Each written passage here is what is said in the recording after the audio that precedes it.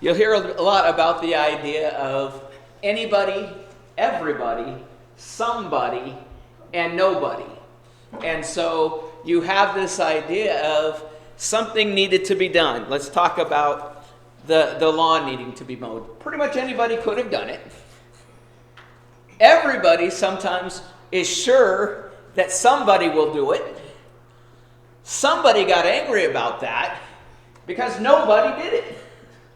Right? This idea of, in the end, everybody blamed somebody when nobody did what anybody could. Right? Think about that. And think about how things that don't get done, and this, I love this ending. Everybody blames, so everybody's mad that something, so they're aware something needs to be done. They blame somebody when nobody did what anybody could have. That means that those who are placing the blame probably could have done it themselves, right? They recognize there's a problem. They just make the assumption that anybody could do it, or everybody will, or somebody else will. Well, I believe that we all need to become a somebody. We need to become a somebody that will do the things that need to get done. And in a spiritual sense, obviously, it's far more important. But without doing the physical things that need to be done, without making sure that our building meets code so that we can meet here, without making sure that we're presenting to the world that we care about the place that we worship and we don't leave it in a situation where it looks old or worn down or not taken care of, those are all important things. So the story really goes something like this, and it's very similar to what I just said, but here's how it's repeated. There was an important job to be done, and everybody was sure that somebody would do it, because it was important. Everybody was sure that somebody would do it. Anybody could have done it, but, anybody could have done it, but nobody did it. So somebody got angry about that because it was everybody's job. And everybody thought anybody could do it, but nobody realized that everybody wouldn't do it. In the end, everybody blamed somebody when nobody did what anybody could have done. I have heard this, and it came, and I just love the way you think about this mindset, because I think we do that. We all think that, we just assume so-and-so is going to take care of the lawn. We assume so-and-so is going to do this. We assume so-and-so is going to be the one back making sure that we're getting the recording done. We assume that somebody is going to go ahead and make sure that we make contacts for a gospel meeting, and we assume that somebody's going to. You notice I use the word assume in all of those things, and we all know that assume is not a good thing to do. We need to be certain. I believe that God never calls everybody in the abstract. He calls us all personally. He doesn't, in the generic form, call everybody and say, hey, something needs to be done, but it can be done by anybody else but you, or somebody else but you. He's not calling in the abstract. He is calling for everybody individually or personally. He's calling everybody to be a somebody that does the work. And so we're going to look at that idea. Because if the responsibility is left to everybody, oftentimes nobody acts, right? If it's just kind of we know as a general rule that something needs to be done, and so we expect somebody, so everybody expects somebody to do it, a lot of times it just doesn't happen. Oh, well, I just thought Mark was going to take care of that. It's not my fault. Somebody else might say, well, yeah, but I don't think it was Mark. I think it was Scott that was supposed to do that. But certainly it's not my fault that it didn't get done, right? But if it's something that anybody can do, and there are things we can all do, if it's something that anybody can do, then who's really responsible if it doesn't get done? Could be me personally, right? If I have the ability to do it, and I don't take the time to do it. If a child spills a drink in the living room and the parent says, can somebody clean that up? Oftentimes nothing happens, right? You're sitting in a room, someone says, would somebody please take care of that mess? And what's everybody doing? Everybody is waiting for somebody to go ahead and do it. And so while everybody is waiting for somebody to clean the mess up, nobody does it, right? But watch this. If the parent says, John, please clean that up, what happens? Suddenly the job gets done. Why? Because John's a somebody who was supposed to do it. Right? Isn't that amazing? How all you have to do is go from the informal with somebody to you. Would you go ahead and get this taken care of? And that creates what? A feeling of personal accountability. Right? Why? Because vague responsibility often produces no responsibility. If it's just said in generalities, then I'm going to sit back and not take personal responsibility, right? Because isn't that easier? There's no consequences if I just sit back, think. And I think there are no consequences. You know what the consequences is? Whatever needs to get done doesn't get done. So to say, well, I have no consequences by not acting, yeah, you do, in the long run, if it doesn't get done. And I said, this can happen spiritually. We're going to look at that idea. In James chapter 2, verses 15 through 7, we're reminded that we must live a life of action, that we have responsibility.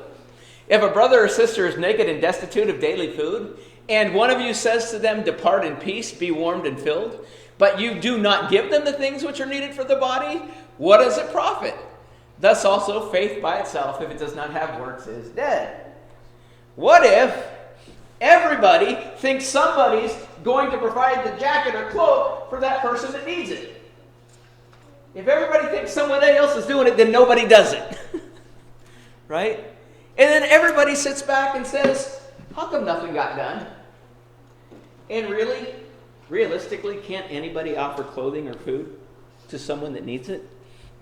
And when you take it into the spiritual realm, there are things that we're going to look at that we can be doing.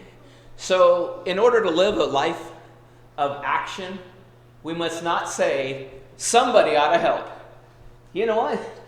This person is in need. Somebody really ought to help this brother or sister out. They have a problem. And I think we do that sometimes, don't we?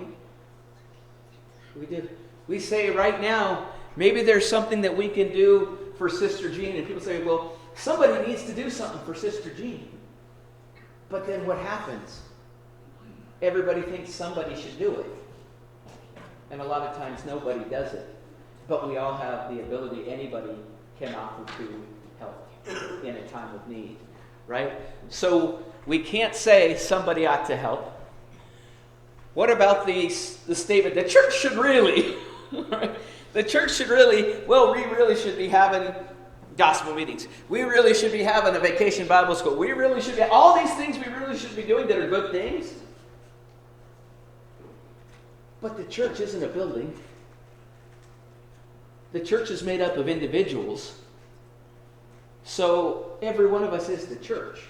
So what you're really saying is, I, along with others, ought to be doing something. Right?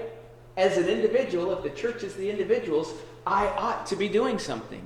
We need to recognize that I need to do it. Or the idea, somebody needs to go visit that sick person. Or somebody needs to go teach that person. You know, it would be really good if Sunday after services somebody went in and checked on a brother or sister who hasn't been able to come. But I've got a football game on Sundays, so I'm going to go home. But I'm sure somebody will go visit them. And then everybody comes together, and we talk about the need to go visit, and everybody gets upset if they hear that nobody did any visiting. Because anybody could have gone. Right? So we all get upset at the inaction of others, but we don't look to ourselves personally and say, what can I well, you know, I know that certain individuals, they visit that person every week on a certain day, right? So I don't need to do that because somebody else is doing it. Well, what happens if somebody's helping an individual and maybe they go away for 3 or 4 weeks? And so now this person that was getting a visit from somebody is getting visits from nobody because everybody thinks somebody else is still doing it. Right? What about the need? Just because someone says, I've made the choice to visit this person on a regular basis, or I've made the choice to commit to helping to teach this person on a regular basis, just because one person does that doesn't mean everybody else should just sit back and do nothing. Right? we have to start thinking about this idea beyond. What about the greeting of, if we all assumed that somebody is going to greet a visitor that comes into the congregation, if we all think somebody else is going to do it, so we don't do it, what happens? Nobody does it, even though everybody could have, because it was anyone can talk to a visitor, right? Think about these things. I mean, to me, it's just such an easy thought process to read through. And I want you to get to the mindset of saying, I want to move from being a part of everybody to actually being a somebody. Because a somebody does something and will do something. They take accountability. As I said, we have to realize the church is made up of people. If I say the church ought to, what I'm really saying is, I recognize the need, but I hope someone else takes care of it. Right? I recognize the problem. If I say the church ought to be doing something, I'm just hoping that somebody else will go ahead and do what I probably should be doing myself. Right? It's probably easier for me to get out and visit with people maybe than some of the older members of the congregation. Maybe it's harder to get out. But I still sit back and say, well, I'm just gonna wait. Somebody else ought to do this. Otherwise, everybody's responsibility becomes nobody's action. Right? That's what you end up with when you assume that someone else is going to do it. And we all make that assumption that, oh, well, if I don't take care of this, I'm sure there's someone in the church that's willing to do that. Or maybe they can't. We looked at Romans chapter 12, verses 4 through 8, and talks about the idea that God has a place and a purpose for every member of his family. There's a reason we're all here. There's a reason that God made us all different. And that's so that everything that needs to be taken care of can be taken care of. I talk about this idea of making assumptions, and assumptions aren't necessarily a great idea. And this is not a bad thing, but an example of an assumption. Every time that I go and visit a group where they're having a singing of some sort in another congregation, unless they know me, their assumption is that because I'm a preacher, I'm also a song leader. People just seem to think that goes together. Well, once they get to know me, they realize I'm a preacher, I'm not a song leader. I can start songs, but there's this idea that people make of assuming different things. But we all have different tongues. I don't need to be a song leader in this congregation. Why? Because we have other men that can do it. In my mind, it's tough enough to have you listen to me every week preach. It would be so much harder if you had to have me lead singing every week because we didn't have men that were able to do it, or if nobody else was willing to do it. But as men in the congregation, we should start asking ourselves the question, well, somebody needs to help serve on the Lord's table. Are we saying, well, somebody else can do that? I'm a baptized member of the Lord's church. I'm a male. But if everybody here said somebody else could do it, who would do it? Nobody.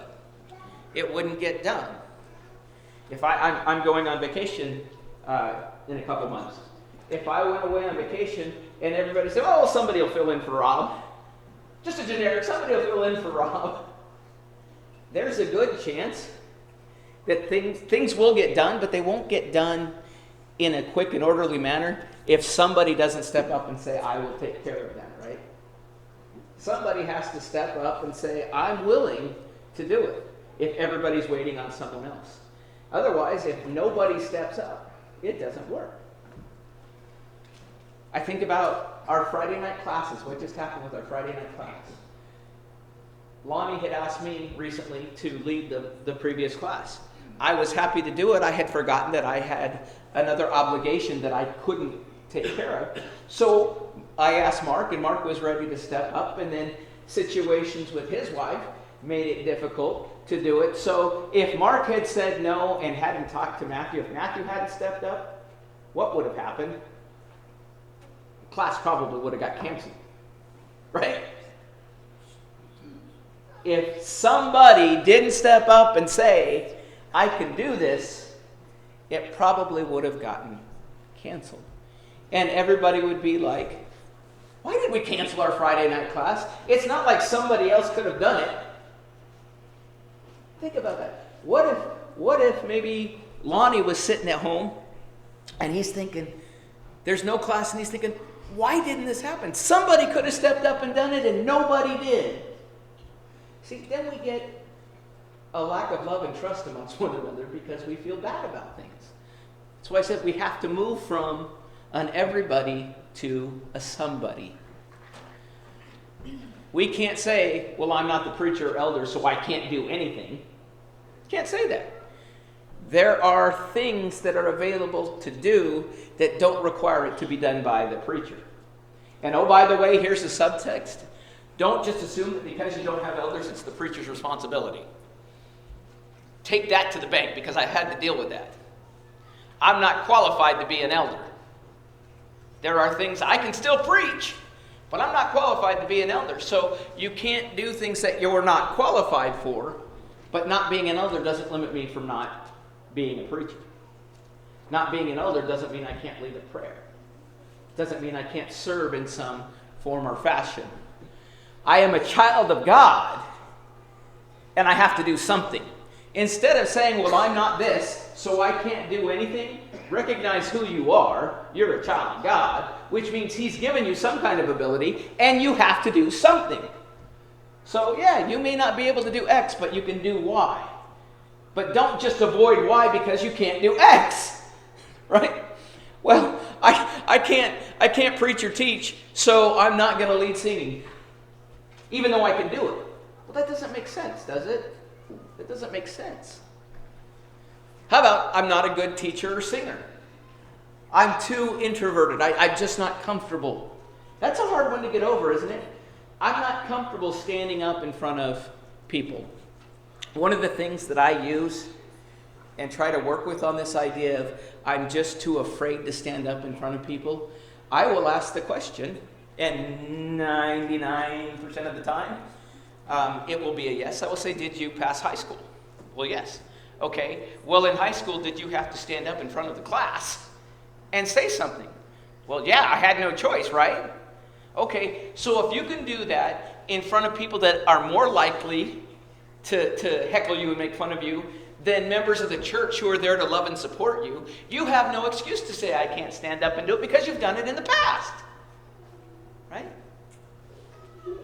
If I feel I'm too introverted, then I need to work on that. When I know I have a weakness, I need to work on it. I know there are some members here who have worked very hard in their life to become more outgoing.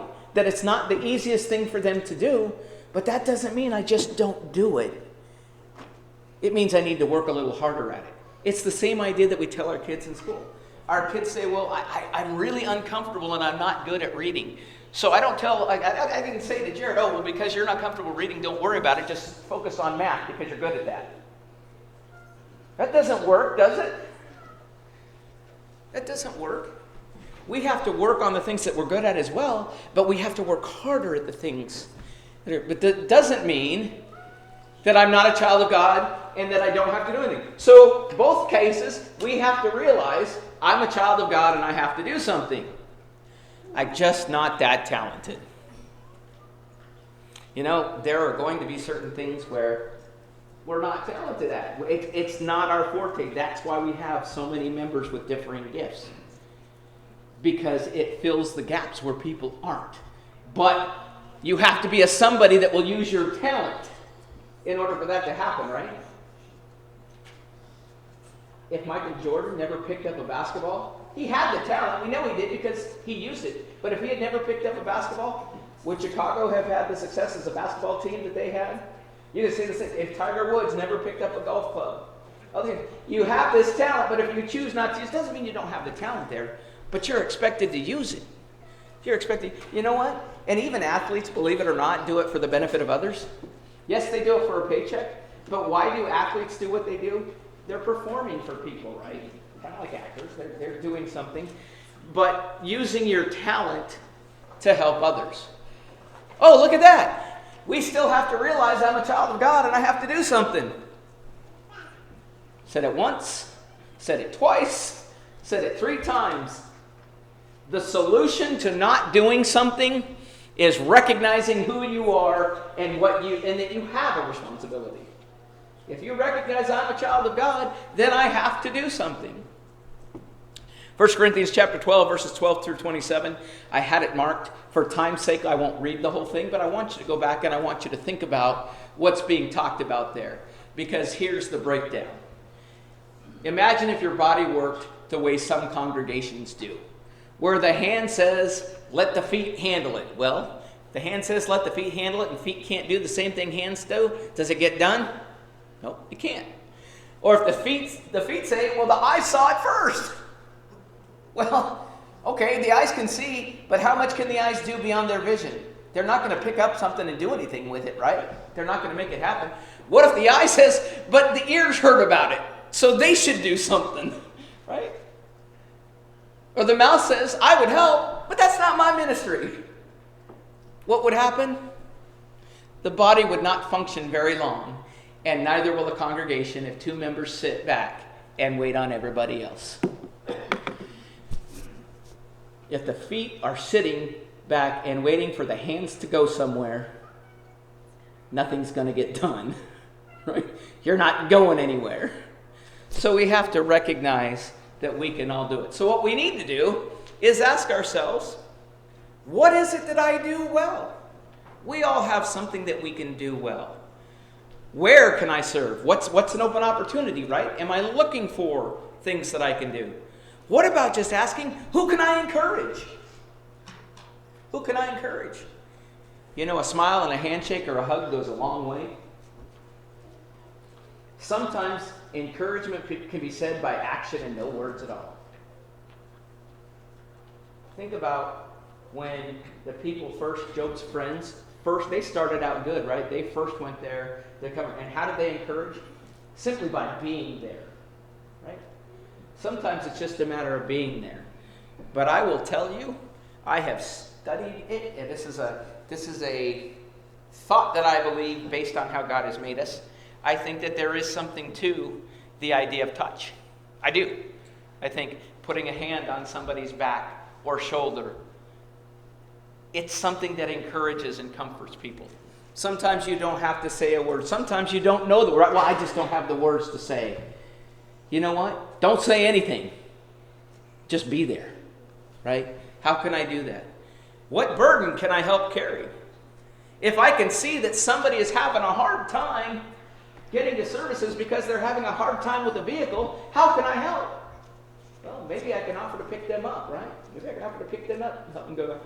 Maybe I can offer to do something that might help them with their car. What can I do? Because if everybody thinks somebody's going to help take care of that car and nobody does it, then people are going to get frustrated. Probably the person with the difficult car is going to get frustrated because nobody helped. And it didn't change the situation. And then it's like, how much love do I have for my brother or sister if I don't help? But everybody says, oh, well, I'm sure because Scott rides a motorcycle, I'm sure that anybody that might have a problem with a motorcycle, well, Scott would be the one to help them because he rides a motorcycle. Well, maybe he doesn't have the mechanical side to help, right? Maybe it doesn't. But they said, well, Scott will do it, and Scott knows, well, I don't have the ability to do this, so I don't do it. So then what? Whatever help was being looked for isn't done. Somebody says, oh, well, Mark's a much better teacher than I am. I'm sure that Mark's going to step up. This is kind of his area of expertise. I'm sure he's going to take care of that. But it happens to be something that Mark isn't familiar with. Or maybe Mark has emergencies where he has to take care of family or something happens. And so nothing gets done because everybody thought somebody else would do it. When somebody could have said, hey, Mark, what is it that you're working on? Maybe I can help you.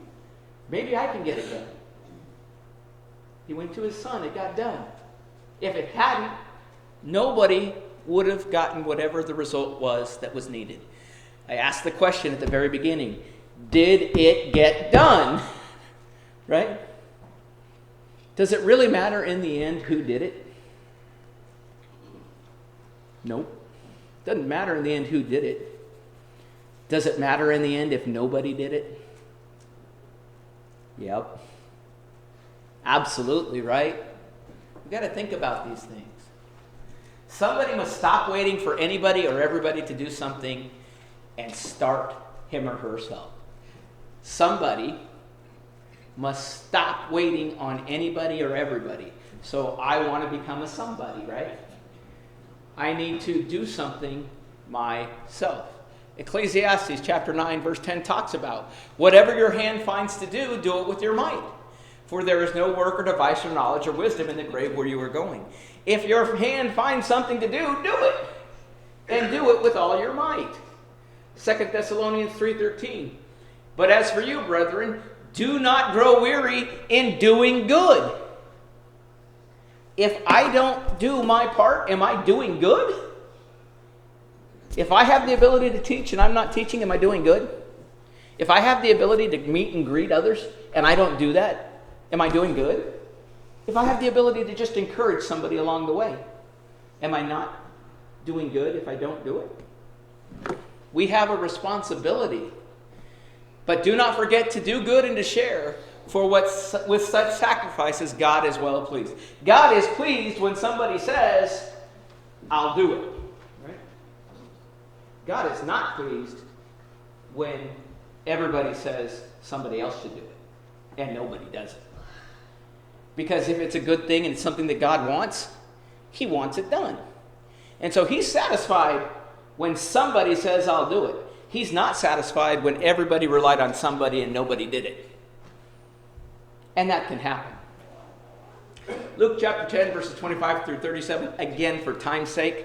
This is one of the accounts of the Good Samaritan. We talk about that. I simply look at it as this way. When you look at it, the first two passed by, right? The first two passed by and did nothing. They figured somebody else could worry about it, or they just didn't. And that's the other option. Either we think somebody else can take care of a problem that we see, or we just don't care. And that's a hard statement. Either we really believe that somebody else might do it, or we're saying, I just don't care enough to do it. I think somebody else should go visit sister so-and-so who's shut in, or brother so-and-so who's shut in.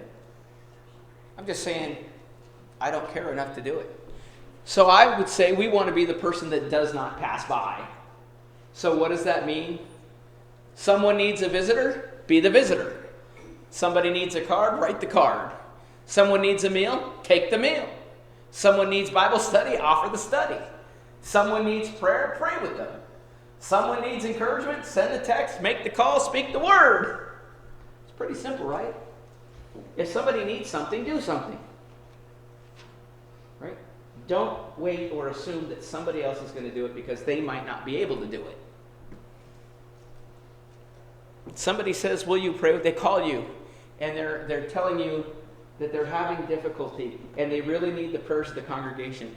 When somebody calls you, do you stop right there and pray with them? Or do you just say, well, I'll pray for you? You know, one of the things that I have tried to learn to do when somebody says I need prayer, well, let's do that. And you might get more often than not in today's technology, you might get an email or text. But if somebody's on the phone with you and they're saying, I'm struggling and I need encouragement and I need prayer, don't just say, well, I'll pray for you and leave it at that. Say, I'll pray with you. And then do it right there on the phone.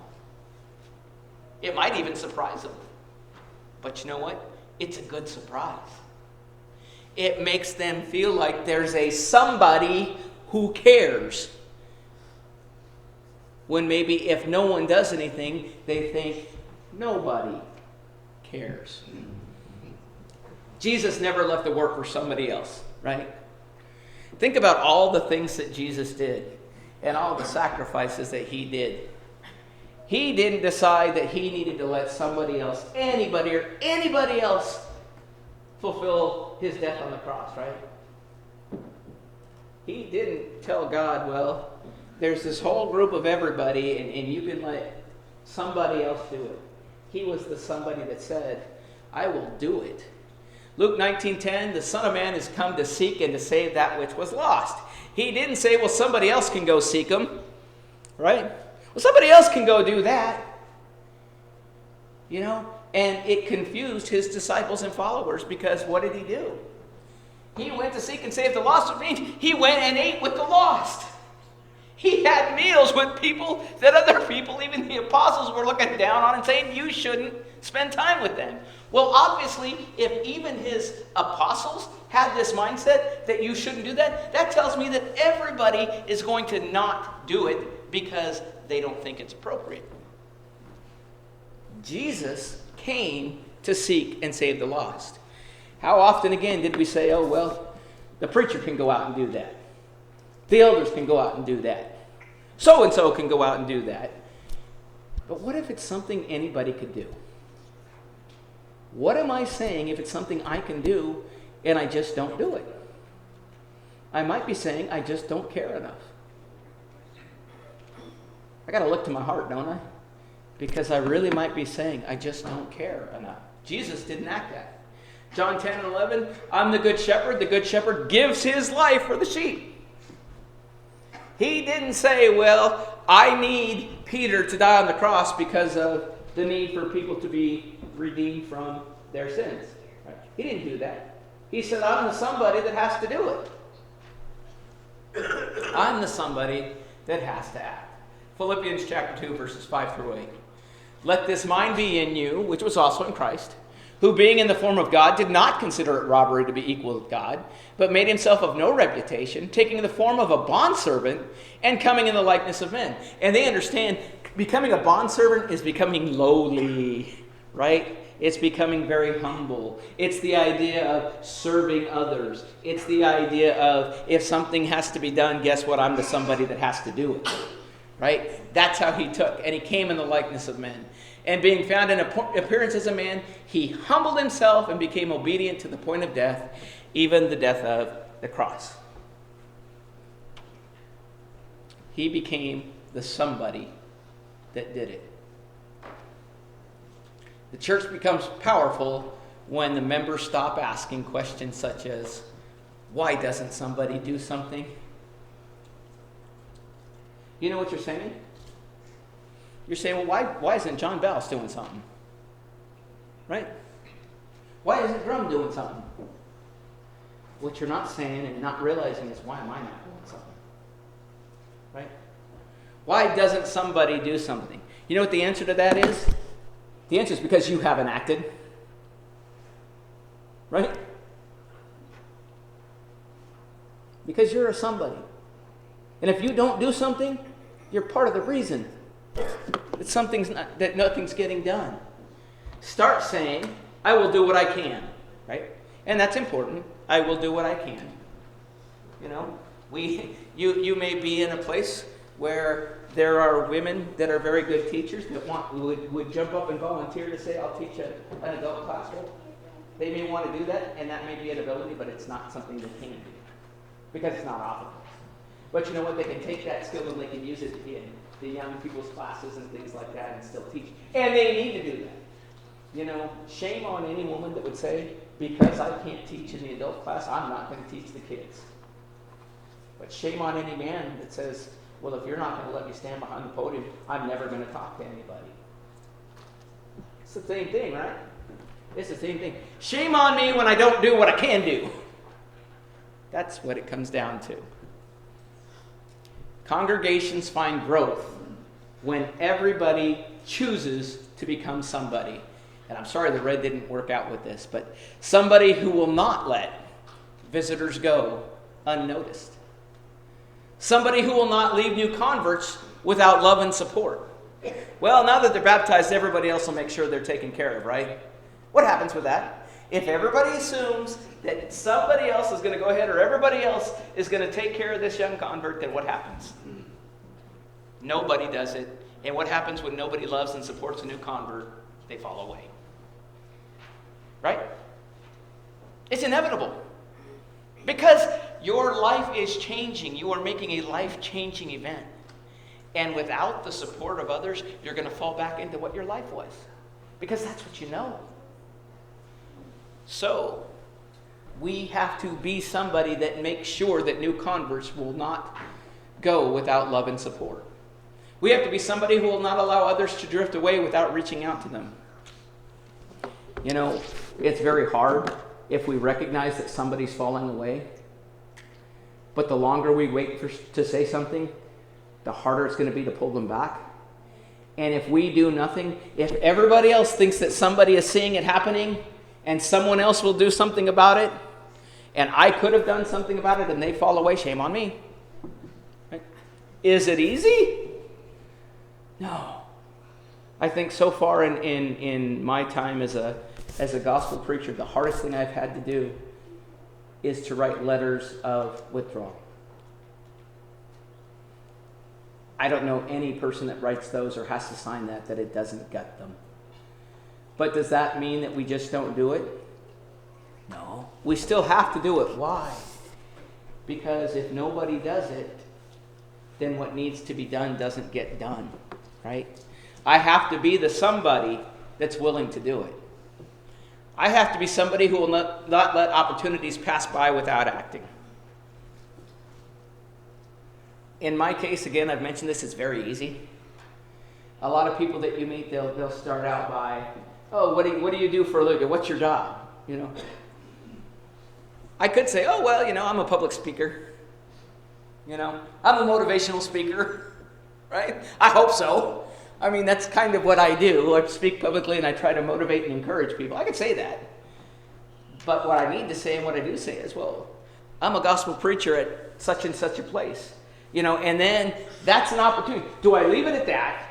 Or do I ask the question, do you have a place where you attend? Leave that as an opportunity to answer that. We have to find ways, and like I said, you don't get that easy open door like I do, but there will be opportunities. I can remember I had a friend back in South Carolina, and he would stop by a gas station on the way to services quite often, because there was this same, I think it was a young lady that worked at this gas station, and she would ask him to pray for her. And he didn't say, well, I can't pray for you because you don't, you don't come to services and stuff like that. He used the opportunity to pray for her, and it probably takes time. He could have mocked her and her religion, was, I can't pray for a sinner, things like that. He was trying to be somebody that was willing to take advantage of an opportunity. You have to become somebody who doesn't assume somebody else will do it. If you see something that needs to be done and it's within your ability to do it, don't wait. Just do it. Just do it. Can you imagine? Can you imagine what it would be like in a household if a light bulb goes out and everybody in the family thinks somebody's going to take care of it and get it done, and nobody does anything? So they're going along and they're like, oh, they just say, well, I'm just going to live with this. Now they're being stubborn. Then another light bulb goes out. And everybody thinks, well, now we've got a double problem. I'm sure somebody's going to go ahead and take care of it. And then mom, dad, older kids, none of them do anything. So now there's 2 rooms in the house that don't have light, and nobody's done anything. But really anybody could have walked up, unscrewed the light bulb, and put a new one in. They don't even have to say anything about doing it, right? I think of, here's another one. Again, physical things to help us understand spiritual. Dishes that pile up in the sink, right? Well, there's not enough to put in the dishwasher, so we'll just store them in the sink. And they store, and they store, and they store, because everybody thinks that when it's time to put them in, they'll go ahead and do it. They'll go ahead and do it. But they keep waiting and waiting and waiting. Everybody has a different opinion of when it should be done. And so nothing's getting taken out of the sink, right? And so now mom's getting a little irritated with the kids and dad. The kids are irritated because they don't have the stuff they need to eat. They don't have their utensils and their drinks but anybody could have loaded the dishwasher and started it. It was within their means, right? But not a baby. Can't get mad at a baby. That's not their means. We have to stop assuming someone else, and it's the same thing in the church. You see something that needs to get done, you just do it. You just take the action if it's within your ability, and you do it. I do not want to be somebody, or I want to be somebody in this case, who will not be accused of inaction. Isn't that exactly what Christ teaches in the end when he talks to the people on the left and the right? I was naked and you didn't clothe me. I was hungry and you didn't feed me. I was thirsty and you didn't give me drink. How many of us can help provide clothes for someone? How many of us can provide food for someone? Provide them drink? Like, well, when did we see you in that position? He says, inasmuch as you saw it amongst the least of my people, you saw me. Because of your interaction, depart, I never knew you. Right? Because you didn't do anything. So our final thoughts concerning the Lord's church, and I appreciate your patience. I had no idea it was going to get this long, but final thoughts. Everybody matters. Anybody can serve, and I should have changed that. That should say anybody must serve. Everybody matters. Anybody must serve. Somebody has to take action, and nobody should be left behind or neglected. Right? That's kind of how it works out with the church. Everybody's important. Anybody can be involved. Somebody, being the individual, must take action, and we can't let anybody be left behind or neglected. We never, when we have a service together, and we try to offer up the invitation to those who have not yet become a child of God, that understands that right now, if you're not a child of God, you're a part of the everybody in the world. You're a part of the everybody in the world, and you haven't done what God expects you to do to become his child. The good news is he allows anybody to become his child, right? Anybody can become a child of God, so that includes you if you're not a child of God. You can be somebody. You can be a child of God, but you have to follow the steps that he has asked. And it's not that hard, folks. Go back and see what he asked of his people back in the old times, and see what he asks of his people today. It's not that hard.